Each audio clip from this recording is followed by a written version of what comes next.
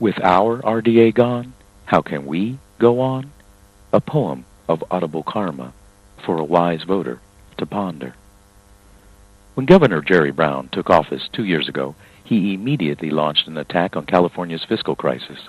Quickly, and without opposition from the general public, the newly elected governor began to eradicate redevelopment agencies, also known as RDAs, throughout the state, including our RDA in Imperial Beach.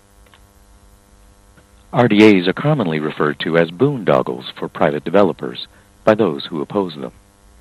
Similar to the lack of public support banks received when the feds place moratoriums on foreclosures as a way to reduce the housing crisis, so goes local redevelopment agencies, whose main supporters are not the citizenry or the public at large, but are elected officials, acting like multimillionaire commercial landowner developers with no oversight, unleashing the ultimate power of eminent domain on private property owners. So goes the Miracle Shopping Plaza. During our local RDA's reign over the last 2 city council regimes, a local pet store owner was reportedly told a local pet store would only be granted a lease at the new plaza if Petco said no. Since the age of a multimillionaire developer city council with aims of growing bigger than thou is over, I believe the time has come to replace the status quo. It's time for new, clear thinking, without the divisiveness and the complacency that plagues our current city council. Erica Lowry offers the type of community-led redevelopment plan that is needed for Imperial Beach to move forward in today's reality. Although Lowry is an underdog in this race for city council, the candidate has exhibited a clear understanding of the city's issues and is not afraid to express them. Lowry is not holding on to the good old days of the corporate-led RDA spending spree. Jim King, however, is the incumbent corporate contractor developer. Bobby Patton has been tapped by our local city officials for a council seat in this election.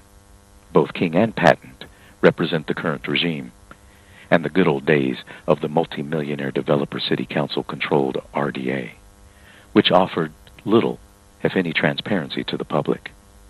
Pat Bilbray has shown some willingness to stand against the status quo, but not firmly. Pat's positions are floppy at best, and his background roots are firmly in corporate, not community redevelopment. The rest of the city council candidates have shown little to no interest in winning a seat.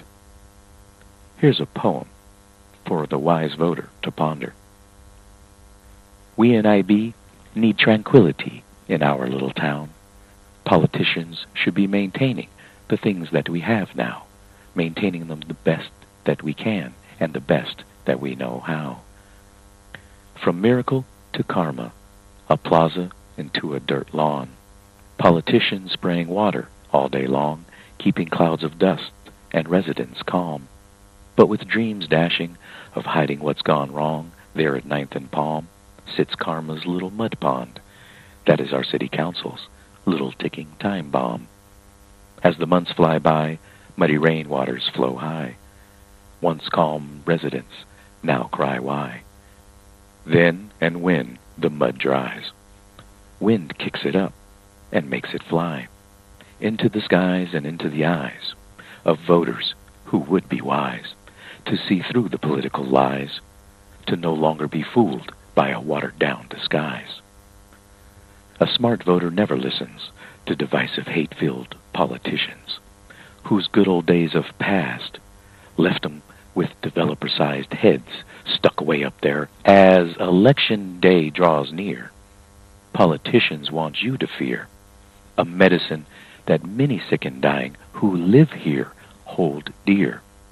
Vote with compassion this year. Vote yes on S, and elect Erica Lowry to City Council on November 6th. Speaking to you from a blog post on the Imperial Beach Patch Local Voices. I'm not a pot shop. I'm not the pot lobby. And I'm not a carpetbagger. My name is Marcus Boyd at 1233 Palm Avenue, and I approve of this message.